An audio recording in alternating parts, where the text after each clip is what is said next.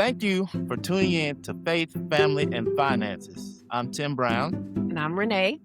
and we want to start this podcast to be a help to families.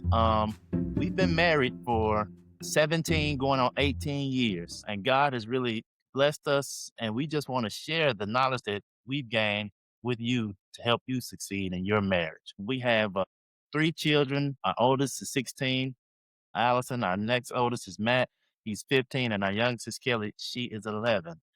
And we've been, like I said, doing this for a while, trying to stay on task with our finances, trying to live lives that are godly, and just trying to be an encouragement to others. By trade, I'm an IT. I'm a technician. I work for a hospital, and I've been doing that for over 20 years. Yeah. And I own a small teacher consulting company called Castaño Spanish Teachers, where we specialize in laying the foundation for Spanish fluency. Right now, we mainly do our Little Estrellas preschool Spanish program. And yeah, I've been in business for almost 15 years now. So I want to reiterate that our goal in creating this podcast is to empower married couples to exemplify the love of Christ in their marriage and family, and to become financially free. And so if that's something you're interested in, I want to ask you to like, subscribe, and share. And also make sure you hit that little notification button if you're on YouTube so that you'll be notified of new episodes and videos that we post. So we're going to start off by discussing the number one question that we get asked this all the time from other married couples. And that is, how did you become debt free? Yes, that's one of the big things people want to know because we all know finances is a big thing when it comes to marriage. Because when you get married, rather, you come together as one.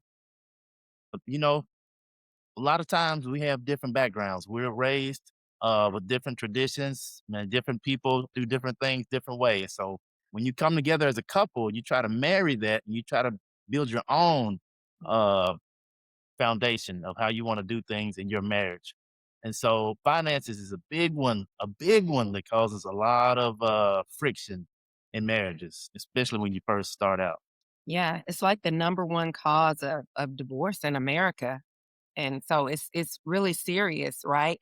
Because you're bringing two different mindsets about money into your marriage, right? And you don't really see how it can be catastrophic until you start living together and you try to merge your finances and all of the things, and he thinks one way and you think another way, and so trying to blend that, it can be difficult sometimes. And so we're going to be addressing in this episode budgeting, the roadmap to financial freedom. Right. So So let's talk a little bit about our journey, Tim. Let's talk about how we became debt free, like how it all started. okay, so let's talk about that. Where do you want to start? Well, in the beginning, In the beginning. we were living normal. Yes. We were living just like normal Americans. We had a car note, we had a mortgage, a little bit of credit card debt, but credit card debt wasn't a big deal for us because we would always just, at the end of every month, we would pay it off in full. So we never really got like deep into that. But we also had my student loans. Tim didn't bring any student loans into the marriage. Praise the Lord. He had fellowships and scholarships and all those good things. But I brought a little boatload of debt into the marriage. So I was reluctant to pay that off. Tim had a great plan of how to pay that off quickly, right? I was a school teacher and he was working in IT, and we didn't make as much money as we make now, but we made enough money to live comfortably off his salary. And that was his plan. He was like, Renee, we can live comfortably off my salary, and then we'll take your teacher's salary and we'll just hit your student loan debt, which at the time was around 40,000, somewhere around 40,000.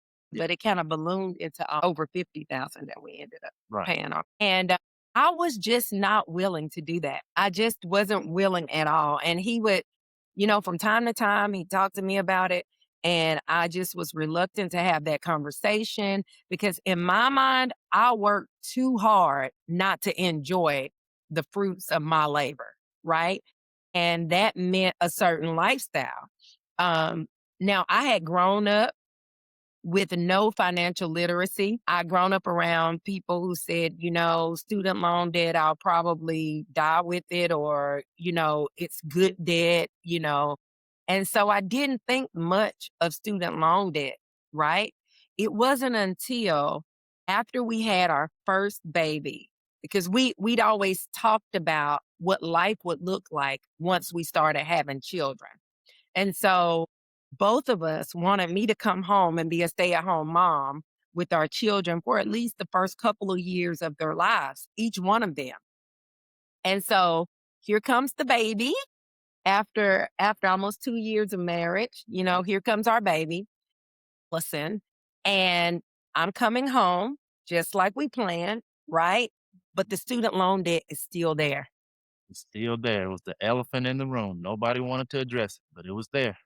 And the interest was compounding on it, right? Yeah. So it had gone from close to 40,000 now to almost 50,000, where the interest is still accruing on it, Right. right? And we would get the letters in the mail, telling us how much I still owed on my student loan debt. And I started listening to Dave Ramsey. Let me back up a little bit. I convinced you to get a BMW. Yes, the BMW. Uh, yeah, yeah. She convinced me. I always wanted a BMW. That was my quote Yeah, dream car. yeah, And so she convinced me, hey, you deserve it. You work hard. yeah. Get your car. And I was like, yeah, I can wait. I'm okay. But she convinced me, and so we bought that BMW. And it was not good. It was not a blessing, you No, guys. it was not. It was the worst car purchase that we've made since we've been married. And mainly because we were not in a financial position to purchase a BMW. But again, culture kind of shapes our way of thinking too. If we haven't gotten financial literacy within our home, Mm. right? And so I thought, okay, you're an IT analyst. I'm a teacher. Let's live a little bit and you deserve this. I convinced him that I didn't have to work that hard because No, you you did didn't. make the You decision, didn't. right? Yeah, you didn't have to try too hard. Because it was midnight blue, just like he liked, Yeah, and had the tinted windows. And oh man, that thing rode like butter until it didn't ride. I yeah, mean, it was smooth as butter until it yeah. like whenever it cut Till it out. But anyway, that was like $20,000, right? Mhm. We spent like 20,000 on it. On top of everything else, now I'm a stay-at-home mom at this point. So on top of everything else, we have a car note and we have all this debt from my student loans. And I'm starting to feel so bad about the pressure that I see on my husband because I could visibly see that it was affecting him. That like he was kind of stressed, right, babe? Yeah, Were you? I could say that. I was a little stressed and, yeah, just trying to make, like people say, trying to make ends meet. And, so that was tough. Yeah. So tell a little bit about your background with money and like your family. So yeah, my background, grew up with 7 siblings. My father, he also worked at a hospital, and my mother, she was a stay-at-home mom, and she never really worked a full-time job. She would do babysitting at the house to kind of just supplement a little income here and there. My father, he was very diligent about finances because, like I say, it was 7 of us, and he had to make sure we had all of our needs supplied. So he taught us and instilled in us, how to manage money, how to save, and how to take care of yourself and take care of your family, especially as men. He taught us that. So, I always had a mindset of, take care of your family, save, and just be a good steward over your money and what you have. So that was my mindset coming into the marriage. So I wanted to bring that to the table and just make sure that we uh lived above our means, but at our means and maybe a little bit below, so we could do the things that we wanted to, and also have all of our needs met. I never had never wanted to just live a lavish life, overextend myself to, overindulge in different things rather. So yeah, and I can see that in you and your 6 siblings. Like I could all of them are fiscally responsible. And so we're totally different backgrounds in terms of our financial literacy. Like his dad did a really good job. I could tell that Tim, had a good grasp of budgeting early on into our marriage, which is why I allowed him to do it. Well, not allowed him because he's the head of our home, but I didn't try to come alongside him and budget, right? I just kind of just said, okay, you budget and you just tell me how much I have to spend. And I don't care about the numbers. But Tim, he would be very diligent. He had a whole spreadsheet. Like, I mean, it was kind of confusing to me just to look at that spreadsheet, but he Yeah, loved it. yeah. I love spreadsheets. He's the Yes. nerd. I'm like the free spirit. If you ever have heard Dave Ramsey talk about the nerd and the free spirit, you know what I'm talking about. But if not, we'll explain it later. So we had a lot of money fights. That was like the majority of our fights. Yeah. Yeah, we got along well until it came down to money because, you know, I refused to come to the budget meetings or to be a part of the budgeting process. So often when Tim would tell me, we only have this much money for your spending money and you can't go over this or what have you, I thought that he was being really cheap and really frugal and like, I kind of despise that. Like, you know, why are you trying to kill my fun? Right. But he was really just being responsible because he wanted to make sure everybody was taken care of and that the four walls remained up. Right. So I started listening to Dave Ramsey about, I don't know how many years in it was that I really started listening to him, but I know it took 9 years from the time we were married Yes. Yeah. It did. until we came out of Right. consumer debt, right? So when I started listening to Dave Ramsey, he wasn't as nice as Tim. Like Tim was really nice to me that whole time. He got to a point where he just stopped kind of talking to me about it because he knew it would, we would have arguments. But he was so sweet. But Dave was not sweet to me. Every time I would listen to him, I felt like he was yelling at me and calling me stupid. And I would get anxiety. Yeah. Yeah, I would have to go like 2 weeks on and 2 weeks off of listening to Dave Ramsey because I just started feeling like the weight of my decision and not listening to my husband when he had this awesome plan of how we could come out of debt within 2 years if we just lived off his salary and took my salary and paid on the debt. Well, there came a time when I was in prayer that the Lord spoke to me and pretty much said, you can either continue to cry over this, you can cry over this spilled milk, or you can learn from your mistakes and grow from it. And so that's what I decided to do, learn from those mistakes. So Tim came in from work and I started telling him, babe, I'm on board. Let's pay off this debt. Let's pay off this debt. And did you believe me, Tim? I didn't believe you. I was like, okay, yeah, okay, whatever. I was like, sure, okay, whatever you want to do, let's do it. Because at that point, like you said, it'd been 9 years and we've been back and forth about it. And I just thought, this is man, she just got a little excited. She heard something, man. It's Yeah. not it's not gonna come to anything. So I wasn't really on board. So Yeah. He didn't think I was going to stick with it, but I had made up my mind. I had repented because I felt that I was the cause of a lot of the decisions that we made, specifically that BMW. And really, even though the BMW was a bad choice, it kind of paved the way for me to start my own business. So I was at home working with Allison. She was around 2 years old. And I was working with her, teaching her Spanish, like doing all the research on how to teach preschoolers Spanish, right? And before then, I was a high school Spanish teacher. And so Tim came in and he would be like, man, she's learning so much because she was eager to show daddy as soon as he walked through the door. And he was like, you should start a business. I'm sure a lot of childcare centers would really come on board with this. Like, this would be great. And I was reluctant.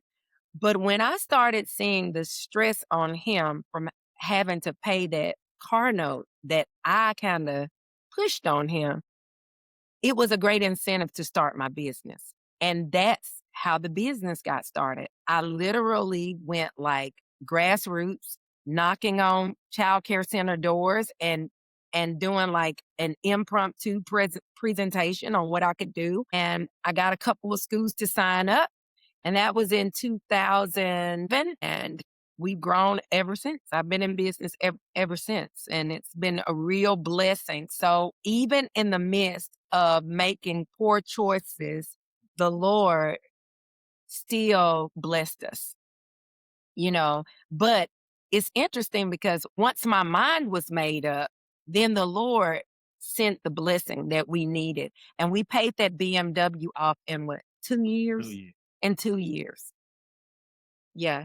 Then we purchased our Forerunner because after we had Kelly, we decided we needed something a little bigger. We purchased that Forerunner and we paid that off in 2 2 years as well. years. Yeah. Yeah.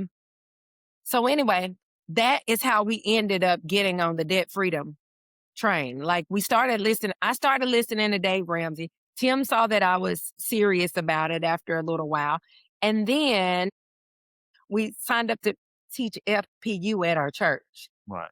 And so we never really took FPU per se ourselves, but we knew a lot of Dave Ramsey's teachings and his principles. So we just applied those. And once we got those down, then that helped us start our debt freedom journey. And as we did that, people saw and our church, they wanted us to teach that class so we could help other people. And so, we started, like you said, our debt freedom journey in 2016. That resulted in us paying off her student loans Yeah, in December or November of 2018. that's right. That was the first big. That was our first big win, I guess, in Yeah. financial freedom, paying off Yeah. those student loans. That was like It was major. it was major. Yeah, It was major. And the process, it was tough. It was tough because we cut, if you follow Dave Ramsey or what have you, you know that when you're paying off debt, you kind of live kind of scorched to earth. And so we cut a lot of things. And all the time that we cut things, we had to really face our mindset about regarding finances. Like I had to come to grips with how toxic my mindset was because I cared way too much about what people thought. Right. And it's kind of no way to escape that because you're cutting so much and you have to say that's not in my budget. I can't afford that. The things that people avoid saying because it's kind of uncomfortable to say those things. Well, you have to get comfortable saying those things and you have to get comfortable with people's negative responses to those things. right. And so I learned a lot and I grew a lot and I changed, and it was a really good thing. We did our debt free, our consumer debt free screen in 2018. And we have a video if you want to go back on our channel and look at that. But fast forward in 2024, paying off the student loan debt gave us momentum to believe that we could pay off our house, right? Right. And when we paid off our student loan debt, we set a goal of paying our house off in, we say 7 to We 10 said years. 7 to 10 years. That was our goal. And we ended up paying it off in 6 6 years. in 6 years. So in December of 2024, we paid off our mortgage. And currently, we are living debt free. Debt free. One of the key things we did to become debt free was budget. Budgeting was our roadmap to debt freedom. And that's what we want to encourage you on today to do, you and your spouse. So we want to encourage you and your spouse to First, list your debts from smallest to greatest and total it up. And then we want to ask you to sit down and imagine what your life would look like without that debt. Yes. Because what you're doing is you're setting up your budget, and that budget is the foundation. Like she said, it's the roadmap to get you from your where you are to where you want to go. And there's a verse in Proverbs, chapter 6, verse 5 says, "Deliver yourself like a gazelle from the hand of the hunter, and like a bird from the hand of the fowler." So that's that's the kind of mindset you want to have when you're coming out of debt. It's like you're running for your life, right? And so laying that foundation with that budget, that's going to help you get you where you want to go. Your budget tells your money where it's going Right. versus your money telling you where it's going. You are calling the shots with your money, and your money's not calling the shots. hmm Okay. And without a budget, it's impossible to become debt free. A budget done correctly, it allocates every dollar. And so when you do your budget, you want to make sure your expenses and your income, you subtract those expenses from your income, it should come out to zero. That lets you know every dollar has been allocated to where you want it to go. And if your budget doesn't come out to zero, that's okay, because when you're doing a budget, it's going to take time. It's going to take you 2 or 3 budgets to get that process down. So don't be discouraged the first few times you do it. Right.